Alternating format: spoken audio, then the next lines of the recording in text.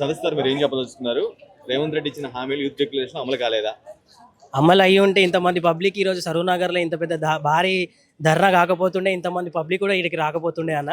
ఒకవేళ నిజంగానే నిరుద్యోగ వాళ్ళకి జాబ్లు ఇచ్చి ఉంటే ఒకసారి మీరు వెనకాల చూస్తుంటే వందల మంది వేల మంది మన వేరే వేరే డిస్టిక్ నుంచి ఈ దాకా మనకు వస్తున్నారంటే ఇట్లాంటి సరూర్ నగర్ ఒకవేళ వీళ్ళు ఈ అమలు చేయకపోయినా కూడా సరూర్ నగర్ కాకుండా కూడా రేపటి రోజున వేరే ఏరియాలో ఉన్న వేరే డిస్టిక్లో ఉన్న తప్పకుండా ఇట్లాంటి బహిరంగ సభలు యూత్ వారి నుంచి బహిరంగ సభలు తప్పకుండా అవుతాయి. అంటే జాబ్ క్యాలెండర్ కానీ, 4,000 నిరుద్యోగ వృత్తి కానీ, 65,000 ఉద్యోగాల నియామకాలు ఇవన్నీ నిజం కాదా? ఏడ ఇచ్చిండన్న 60,000 ఉద్యోగాలు ఏడ ఇచ్చిండు? 60,000 ఉద్యోగాలు ఇచ్చినట్టు 60,000 అవసరం లేదు, 10,000 ఉద్యోగాలు చూపిమని పబ్లిక్ ని. అదే నీకు ఆన్సర్ చెప్తే ఈ రోజు ఇదే నీకు ఆన్సర్. సరూర్ నగర్ ఇంతమంది పబ్లిక్ వేసుకొని ఇక్కడికి వస్తున్నారంటే 60,000 జాబ్లు వస్తే ఇంతమంది రాకపోతుండే ఇడికి. ఈ రోజు వేల మంది ఈ రోజు చూసుకున్నాడైతే కొన్ని వేల మంది కార్లు వేసుకొని ఆటోలో నుంచి బస్ కిరాయి పెట్టుకొని ఇక్కడికి వస్తున్నారంటే కేవలం ఒక్కొరికి ఒక జాబ్ రాకుండా కావాలమే ఇక్కడ దాకా పబ్లిక్ మొత్తం ఓవరాల్ తెలంగాణ పబ్లిక్ అంతా ఇక్కడికి వచ్చి ధర్నా చేయడం జరిగింది అన్న. చిన్న పిల్లలు కాదు మనం ఒకటి చెప్పి రావడానికి. ఇప్పుడు ప్రతి ఓనికి కూడా తెలుస్తుంది రాష్ట్రంలో ఏం జరుగుతుంది, ఏం అవినీతి జరుగుతుంది, పిల్లలకు జాబ్స్ వస్తున్నాయా లేవా అనేది వందల మందికి ప్రతి సోషల్ మీడియాలో ప్రతి చూస్తున్నారు. ఈ రోజు ఒకరిని మనం చెప్పి తీసుకొచ్చే బాధ్యతగా మనం లేము. ప్రతి వాళ్ళు కూడా ఇక్కడికి వచ్చి వాళ్ళ ధర్నా వాళ్ళ స్వచ్ఛంగా వాళ్ళు ఉన్న మనసుతోటి ఈ రోజు ధర్నా జరుగుతుంది కాబట్టి ఇక్కడ దాకా 100,000 మంది పబ్లిక్ వచ్చి ఈ ప్రోగ్రామ్ ని సక్సెస్ చేస్తారు. ఏది అమలుగా ఏది అమలైందన్న? పింఛన్ ఇస్తున్నా అన్నారు. ఎంతమందికి పింఛన్ ఇచ్చిండు? ఈ రోజు రైతులకి మా రక్తం పోస్తేనే మీకు పంటలు పండుతాయంటే చెప్పండి. మేము ఇక్కడ ఉన్న యూత్ అందరికీ కూడా ప్రతి ఒక్క రక్తం బీఆర్ఎస్ పార్టీ రక్తం మేము ఇస్తాం, లీటర్ పండుతాయని చెప్పండి. మేము రేపే ఇస్తాం, వాళ్ళు పండిపియ్యమని చెప్పండి. ఏం చేసింది? ప్రజల కోసం చేయలేదు, యూత్ కోసం కాదు, ఎవరి కోసం చేయాలి? మీకోసం ఏమైనా చేసిందా ప్రభుత్వం? ఎవరి కోసం ఏం చేయలేదు ప్రభుత్వం. ఇక్కడ ప్రభుత్వం జర్నలిస్టులకు చేయలే, పోలీసు వాళ్ళకి కూడా ఏం చేయలే, ఎవ్వరికి ఏం చేయలేదు. అందరు బాధలు పడుతారు. ఏంటంటే 2 ఇయర్స్ భరిద్దాం తర్వాత మన ప్రభుత్వం మనకు వస్తుంది. బీఆర్ఎస్ మంచి వచ్చాడో బీఆర్ఎస్ చేసిన పనులే తప్పితే మళ్ళా గవర్నమెంట్ ఎటువంటి కొత్త పనులు స్టార్ట్ చేయలే. ఈడ చెప్పనీకి ఏముందన్న, నువ్వు చెప్తావు నేను చెప్తాము. ఆయన గెలిచుడు ఫస్ట్ వేరే మాట అన్న, పెద్ద మాట. ఆయన గెలిచుడే. వాళ్ళ కార్యకర్తలు, ఎమ్మెల్యేలు, లోకల్ మున్సిపల్ ఎలక్షన్లు వస్తున్నాయి కదా నా దగ్గరనే, అప్పుడు తెలిసిపోతుంది తీరాదని, అందరికి తెలిసిపోతుంది. ఎవరు కాంగ్రెస్ నుంచి ఒక్క హామీ ఎవరికైనా తెలిసినట్టు మీ మీడియాకి వచ్చి నాకు కాంగ్రెస్ దిక్కని ఒకటి డబుల్ బెడ్రూమ్లు ఇచ్చినాం. ఇంద్రమ్మ కట్టింది అన్న. ఇంట్లో 10 ఏళ్ల కింద ఇంద్రమ్మ రాజ్యమ్మ పోయింది, ఇల్లు కట్టింది ఇంద్రమ్మ. ఇంట్లో ఉన్న డబుల్ బెడ్రూమ్లు తీసుకొని ఇట్లా ఫోటోలు దిగుతారు. SIR కాపీలు తీసుకొని వచ్చి బీజేపీ వాళ్ళు తెస్తే ఈయన ఫోటోలు దిగుతుండే. SIR కాపీ నేను తెచ్చినాను. ఇది ఎంతవరకు కరెక్ట్ అన్న? వీళ్ళు చేసేది ముసలోళ్ళకి 2,000 పింఛన్ దాటి 4,000 పోతలేనా? నిరుద్యోగులు అంటే పెద్ద మాట. వృద్ధులకి, ముసలోళ్ళకి, హ్యాండిక్యాప్లకు పింఛన్లు వస్తలేవు కరెక్ట్ కాలంలో. ఇది మన 2,000 రూపాయలు ఇవన్నీ కూడా 2వ తారీఖు 1వ తారీఖు వాడే పైసల్ని 15వ తారీఖు దాకా ఇస్తలే ఈ ప్రభుత్వం. ఇంకా నిరుద్యోగాలన్న ఆడిన కష్టం.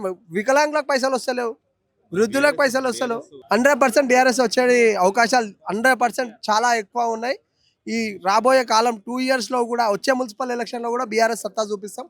ఆల్రెడీ మీరు చూసిర్రు సర్పంచ్ ఎలక్షన్లలో కూడా మేము ఏ తాటికి వాళ్ళకి తాకినామో మీరు చూసిర్రు.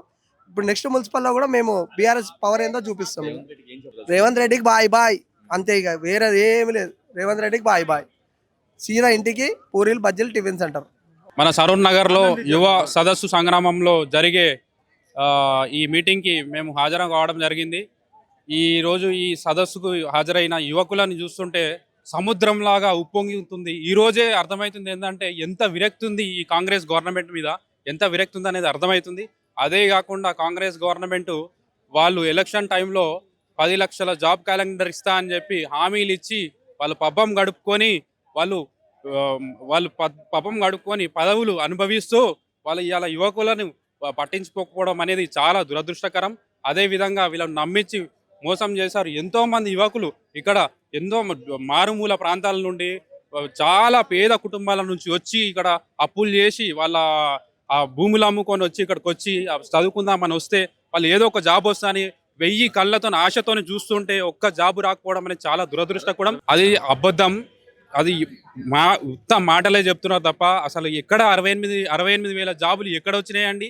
ఏ డిపార్ట్మెంట్లో వచ్చినాయి? మీరు రండి, రేపు చర్చ పెట్టండి, రేపు చెప్పండి, దీనికి రిప్లై చెప్పండి. 68,000 జాబులు ఏ డిపార్ట్మెంట్లు ఇచ్చారు? మీరు పోలీస్ డిపార్ట్మెంట్లు ఇచ్చిరా, లేకపోతే రెవెన్యూ డిపార్ట్మెంట్లు ఇచ్చిరా, లేకపోతే ఇంక ఏ డిపార్ట్మెంట్లో, ఏ మెడికల్ డిపార్ట్మెంట్లు ఇచ్చారా, ఏ డిపార్ట్మెంట్లు ఇచ్చారు మీరు? ఇదంతా అబద్ధము. ఏంటంటే పబ్బం గడుపుకోవడం అంతే. ఉత్తమ మాటలు చెప్పాలి, పబ్బం గడుపు. అదే కాకుండా ఇవాళ కేవలం యువతనే కాదు, ఏ రంగంలో కూడా ఎవరు కూడా మహిళలు కానీ ఏ రంగంలో ఎవరు కూడా అసలు ఈ గవర్నమెంట్ పైన అసలు ఆనందంగా లేరు, సంతృప్తి చెందలేదు. కాబట్టి నేను చెప్పేది ఒకటే ఏంటంటే ఇప్పటికైనా వీళ్ళ తీరు మార్చుకోవాలి. ఎక్కడ అండి అక్కడ 4,000 ఇస్తాము నిరుద్యోగులకు 4,000 ఇస్తామని చెప్పారు. ఈ రోజుకి 4,000 కాదు కానీ 4 రూపాయలు ఇవ్వాలి నిరుద్యోగులకు. చాలా నేను చెప్పేది ఏంటంటే ఆనాడు ప్రియాంక గాంధీ గారు వచ్చి ఇదే సరూర్ నగర్ గడ్డ మీద జాబ్ క్యాలెండర్ రిలీజ్ చేస్తా అని చెప్పి మాటిచ్చింది. అందుకనే ఈ బీఆర్ఎస్ గవర్నమెంట్ ఏంటంటే వాళ్ళని అసలు వాళ్ళు అదే ఏదైతే సరూర్ నగర్ గడ్డ మీద మాటిచ్చిర్రో అసలు ఏం జరిగిందని చెప్పి ఇలా యువతని పిలుపునిస్తే అసలు యువత వాళ్ళు నాకు తెలిసి ఇంతమంది వస్తారని వాళ్ళు కూడా ఊహించలేదేమో. అసలు సముద్రంలాగా ఈ రోజే తేలిపోయింది ఏంటంటే ఇంకా ఈ కాంగ్రెస్ ప్రభుత్వం కాంగ్రెస్ పాలన ఖతం అయిపోయింది. ఇక్కడికే బీఆర్ఎస్ అనేది పక్కా, నెక్స్ట్ వచ్చేది బీఆర్ఎస్ అనేది బల్ల గుద్ది చెప్పొచ్చు. ఈ లేదండి తెచ్చుకోవడం అంటే 10% 20% ఉండొచ్చు. ఇది ఏందని మీరు చూస్తున్నారుగా, మీకు కూడా కనిపిస్తుంది కదా, ఏంది ఇంతమంది జనాలు కనిపిస్తున్నారు. ఇది ఎంత ఏదో పైసలు ఇచ్చి వాళ్ళని వీళ్ళని తెచ్చుకోవడం అనేది కాదు. ఇది అసలు ఏంటంటే ఉత్తగా అపోజిషన్లు వాళ్ళు చెప్పే మాటలు తప్పించి ఏదో ఒకటి రిప్లై ఇచ్చి వాళ్ళని మాట కొట్టాలని అంతే తప్పించి అసలు ఇది పైసలు ఇచ్చి తెప్పించుకునేది కాదు. రేవంత్ రెడ్డి గారు రెండోసారి ముఖ్యమంత్రి అవుతారు అనేది ఆయన కలగనడం తప్పించి ఆయన పగటిగాలు అంటున్నాడు. అదంతా ఏ మాత్రం ఏ రంగంలో జనాలు సంతోషంగా ఉన్నారండి. ఆయన ఎట్లా ఏ క్యాల్కులేషన్లో ఆయన ముఖ్యమంత్రి అవుతా అనుకుంటున్నాడు. యువత సంతోషంగా లేదు. మహిళలకు పెన్షన్ ఇస్తా అన్నాడు, అది లేదు. నిరుద్యోగులకు పెన్షన్ అన్నాడు, అది లేదు. తులం బంగారం అన్నాడు, అది లేదు. 6 గ్యారంటీలు చెప్పిండు, ఒక్క గ్యారంటీ అని అమలు చేసిండా? అమలు చేయలే. ప్రభుత్వానికి ఈ సదస్సు ద్వారా నేను చెప్పేది ఒకటి ఏంటంటే మీరు ఏ రోజైతే ఆ రోజు మా జాబ్ క్యాలెండర్ రిలీజ్ చేసి సంవత్సరానికి 2 లక్షల ఉద్యోగాలు అని చెప్పారో అది రిలీజ్ చేయకపోతే మాత్రం యువత చాలా మీ పైన చాలా అసంతృప్తిగా ఉన్నారు. ఇక్కడ నుంచే స్టార్ట్ అవుతుంది. ఈ రోజు నుంచే స్టార్ట్ అయింది, ఆల్రెడీ స్టార్ట్ అయింది. ఇక్కడ నుంచి స్టార్ట్ అవుతుంది. మీకు నెక్స్ట్ ఎలక్షన్స్ లో తిప్పి కొడితే మీ ఎమ్మెల్యేలు డిపాజిట్లు కూడా గల్లంత అవుతాయని నేను ఇక్కడ నుంచి హెచ్చరిస్తున్నా.